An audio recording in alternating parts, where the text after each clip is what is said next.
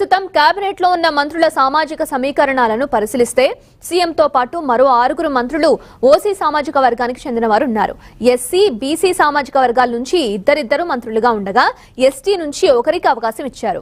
సామాజిక సమీకరణాల ప్రకారం మెజారిటీ జనాభా ఉన్న కులాలు ముద్రాజ్, మైనారిటీ యాదవ, మున్నూరు కాపు సామాజిక వర్గాలకు మంత్రివర్గంలో చోటు లభించలేదు. ఈసారి కేబినెట్ విస్తరణలో ఈ సామాజిక వర్గాలకు ప్రాధాన్యత ఇస్తారని పార్టీ వర్గాల్లో చర్చ జరుగుతోంది.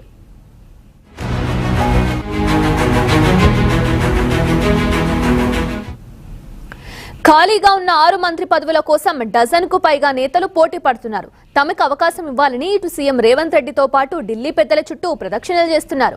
నిజామాబాద్, ఆదిలాబాద్, హైదరాబాద్, రంగారెడ్డి జిల్లాలకు మొదటి దఫాలో అవకాశం దక్కలేదు. దీంతో రెండో విడతలో ఈ 4 జిల్లాలకు ప్రాధాన్యత ఉంటుందని కాంగ్రెస్ నేతలు చెబుతున్నారు.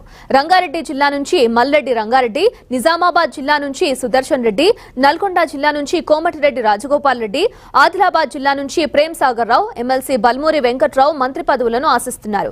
ఎస్టీ సామాజిక వర్గం నుంచి వెడ్మబొజ్జ, బాలు నాయక్, రామచంద్రు నాయక్ కేబినెట్ భర్తపై ఆశలు పెట్టుకున్నారు.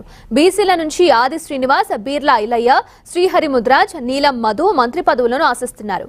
ఇంకా వీటితో పాటు హైదరాబాద్ పరిధిలో ఎమ్మెల్సీ అమీర్ అలీ ఖాన్ పేరును పరిశీలిస్తున్నట్లు తెలుస్తోంది.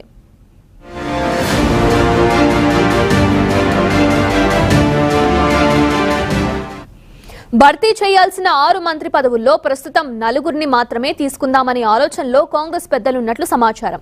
సామాజిక సమీకరణాలు, విధేయత, యువ నాయకత్వం వంటి అంశాలను పరిగణలోకి తీసుకుని కేబినెట్ విస్తరించాలని హైకమాండ్ ఆలోచిస్తోంది.